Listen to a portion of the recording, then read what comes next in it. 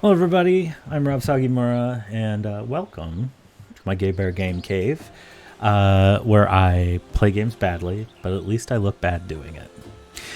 So, right now, what I'm going to do is a quick breakdown of the Summoner for a couple of reasons. First of all, because it has always been kind of a weird class as to how it plays, but also because it has changed dramatically with the launch of Endwalker.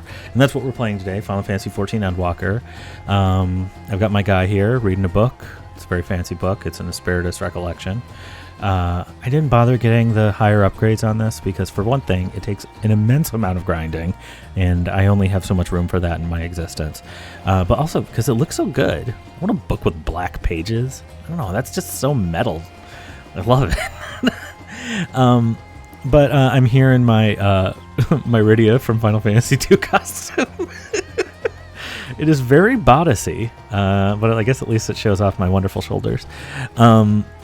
And we're at the Striking Dummies outside of Yedlamad? Is that what this place is called? Yeah, Yedlamad. And I'm going to show you basically how the rotation is going to look at max level. So here I am with my level 90 summoner. First things first is you have to summon your carbuncle, and which is this little guy right here. And the reason for that is not the same reason as it used to be. He doesn't really do anything in combat, which is fine. He's done his part over the years.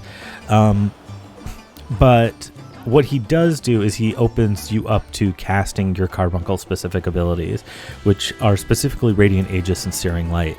Now, Radiant Aegis and Searing Light are pretty great buffs. We'll go ahead and go into the action page here, and you can see that Radiant Aegis creates a barrier around yourself that absorbs damage totaling 20% of your maximum HP for 30 seconds, and Searing Light is down here, right? It's funny because I didn't level it like this. I don't know where anything is.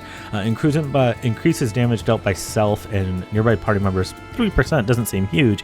It's for 30 seconds, though. 30 seconds is a long time and on a 120 second cooldown, so that means you've got a 25% uptime on an ability that just flat increases damage. So it's a pretty great ability, but frankly that's all that Carbuncle does. You just need him to be there in order to do other things. So you've got some of your base abilities here. We've got Ruin 3, which you are almost never going to cast anymore, especially not hard cast, even though it is just pretty. It's still a great looking basic spell. Sorry, I've got a cat on my filing cabinet. Yeah, this is like kind of it kind of was your bread and butter damage ability. You're almost never going to use it. The rotation is very different now. It focuses mostly over these four on my cross buttons on my hotbar, which are Summon Ifrit, Summon Titan, Summon Garuda, and Summon Bahamut. And by extension, Summon Phoenix, who works off of Summon Bahamut. And so basically, I'm just going to run through it real quick and show you what it looks like, and we'll see if it makes any sense. So my opener, assuming that I have some sort of aggro on, in this case, the dummy, is I usually open with Searing Light and then move directly to Summon Bahamut and then to Energy Drain. And then Summon Bahamut is going to open up Death Flare. I'm going to do Enkindle, Fester, and then Astral Impulse, and Weave, Fester, and Astral Impulse. Now, I'll run out of charges of Fester from doing that, but it's just good to have them in there. One of the other things that Energy Drain is going to do, besides giving me an ability to cast Fester, I'll only get 2 charges from it, is it will also give me this Ruin 4 update, or Ruin 4 ability. Ruin 4 is strong, but also kind of, it's weird to fit it in because it is on the global cooldown, and also when you cast it, it does good damage and is slight AoE, but then you lose the ability to cast it. It's not like a mode that you enter into. So I haven't quite figured out 100% where the best place to put it is yet, because as soon as you come off of Bahamut being summoned, you're going to get these 3 charges that you'll see in the bottom right corner, which I feel like they're called Aspected Ether or something like that. But basically, it's going to give me the ability to summon Ifrit, summon Titan, and summon Garuda. And I always I don't actually always do them in order, but some people have talked about how they think the summoner is a little bit too simple now. I kind of don't agree, because these 4 differ just slightly. They're all going to empower your abilities, Gemshine and Precious Brilliance, which is just such a great name. Precious Brilliance, the novel based on the novel Push by Sapphire. But they all have their own summoning ability that works a little bit differently, and then they also all get an Astral Flow ability that works very differently. So we're going to start off with Summon Ifrit, which looks great. Big guy, big monster. Let's actually zoom back so we can see these ones. Look at him. That's large. His Gemshine looks like this, which is a casting time but strong fire aspected magic ability. Oop, I shouldn't have done that all. He also has a Precious Brilliance, which works basically the same. His other ability he grants you is called Crimson Cyclone, which has a combo action. And Crimson Cyclone is insane because you're basically going to hit this dummy right here with a book. So Crimson Cyclone for a pretty good amount of damage. And then Astral Flow, I forget what that ability is. It's like Crimson Smash or something. But that's how Ifrit works. It's a series of... your Astral Flow abilities are going to be melee based, which is insanity because you should never be in melee, but then you are, and it's kind of fun. And then your Gemshines are if you have the time to cast, and they do a chunk. So next we're going to summon Titan. Summon Titan is my favorite. Besides that, he's tiny head, chubby body. You know how I describe myself. That's not true. I have a giant head. His Topaz Right and Topaz Catastrophe, Gemshine and Precious Brilliance, are going to combo into Astral Flow. So when I cast Topaz Right, it's an instant cast, does a good amount, and it gives me Mountain Buster, which is a big rock clap. And that fits right into Topaz Catastrophe, which does the same. Now, Mountain Buster is also an AoE. Very, very cool stuff. I just ran out of it, though, because I wasn't paying enough attention. But whatever, I'm not trying to play perfect right now. And then lastly is Summon Garuda. Summon Garuda, I always hated her. I don't know, she seems like she's not pleasant.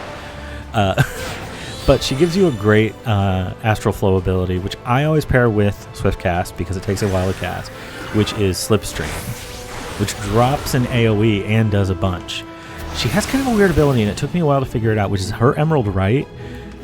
It does less damage than the other two, but it has only a 1 second cooldown on casting. So it's not that it does a bunch of damage on the standard cooldown. It's that you're supposed to cast all 4 relatively quickly, and because it's instant class, you can get them all while moving. The weirdest thing about the Summoner now is that it's a magic class that has extremely few hard casting abilities with actual casting times. So casting Summon Ifrit, Summon, I almost call him Golem, Titan, and Summon Garuda will give you the ability to summon Phoenix. And actually, summoning Phoenix will do that again, give you Ifrit, Titan, and Garuda, and then we'll cycle back to Bahamut. Summon Phoenix works a little bit different than Bahamut. Again, if I have it, I use it either for... I use Searing Light either for Summon Phoenix or Summon Bahamut. Preference being to summon Bahamut because he has 2 damaging abilities instead of just 1. And we'll see what that means in a second. So first is I'm going to summon Phoenix, and the first ability I'm going to use is Enkindle Phoenix. Big damage AoE, and then of course we're going to use Energy Drain, Rekindle, which is a healing ability, and then we're going to switch back and forth between Fester and Fountain of Fire. I didn't even get it in. But the same deal basically works very similar to Summon Bahamut, except it gives you this, which is Undying Flame. Let me see if it says what it is in here. Undying Flame is a healing ability that just sits on you. Rekindle. Yeah, grants Rekindle to target. Cure Potency. Healing over time and HP falls between 75% or upon duration, effect duration expiration. So you see up here, I'm regenerating HP over time now. Makes sense, but very strange and can be very useful. There's a couple classes that have sort of subsequent healing abilities now. They're very, very useful. And again, I get a charge of this Ruin 4 from using Energy Drain. I don't know where I'm supposed to use it, but there, I used it. And I'm just going to get rid of these festers because I want to show you right now what the real starting rotation will look like. And I probably won't talk as much because I'm going to do it like I normally do it when I'm actually in an instance. So I'm here. Searing Light, Energy Drink, Selling the Hollow. Got all of those fester charges out right away. Hitting with Astral Impulse. Trying to fit in as many Astral Impulses as I can. And I get one more? Oh, no, I didn't. That's the only time when I hardcast Ruin 3 is when I don't get in my last Astral Impulse. Book Bash. And then before I even move away, I'm going to cast Ruby Right twice. And then immediately go into Summon Titan. And these abilities are instant cast, so I can cast them on a run. And it's all about weaving in and getting as many abilities on them at the same time as you can. Summon Garuda, Swift Cast, Slipstream, and then we'll see here with Emerald Right, it's going to come around a lot faster. I don't even get fully out of the animation before I'm hitting with it again. And it's just in time for Phoenix and Energy Drain to come off of cooldown, fit in my Festers, Scarlet Fang. I almost didn't mention that Phoenix and Bahamut will actually attack every time you attack, so instant cast abilities are all you really want to use. And that's it. That's the rotation through Summon Phoenix, and then you'll follow through with Ifrit and Garuda as you would. You always want to be filling, obviously, with Ifrit and Garuda, and it's not enough to just summon them and not use their abilities. As we can take a look right here, normally I would be casting Ruin 3, which is a potency of 310. Ruby Right is a 430. Topaz Right is a 330, which is already higher, but then I also get my combo action of Mountain Buster on top of it. So it doesn't do that much, but it's just an added bonus. And then Emerald Right is 230, but with a 1.5 second recast, instant cast, no hard casting. So like these, and there's always a benefit to having your AoE down like Slipstream. You get the weird damage of casting Crimson Cyclone and Crimson Strike. And then, so you really want to be weaving through these abilities.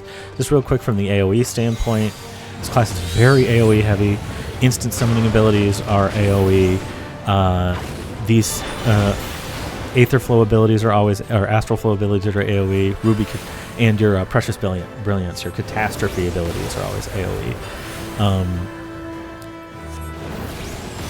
So you see, like, the AoE rotation is practically not different. You're just choosing a different button, and it is extremely effective from my experience. It's one of the things, again, about the Summoner that feels so satisfying in Endwalker is that you feel like you're really doing a lot in both AoE and in single target. And I don't just mean that you're doing a lot of damage, but also you feel like you're doing a lot. You're filling with buttons all over the place. And great ones, like Akmorn. Who doesn't want to see that? Astral Flare, I also just think is a great color combination.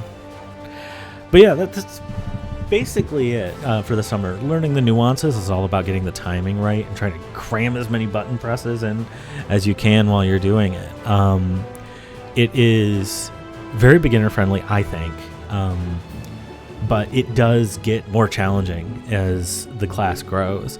Also, probably most important part, if you really want to, you can change what your carbuncle looks like. But why would you? Because he's so cute. And then you go into the store and you buy yourself a mount that looks just like him. But all in all, if you were interested in checking out the Summoner for Final Fantasy XIV, I highly recommend it. Great class, great builds, interesting, great class fantasy, and just really beautiful to look at. So as always, I've been playing very badly, looking pretty bad while I've been doing it. I'm Rob Sagimura, and this has been my Gay Bear Game Cave. Thanks.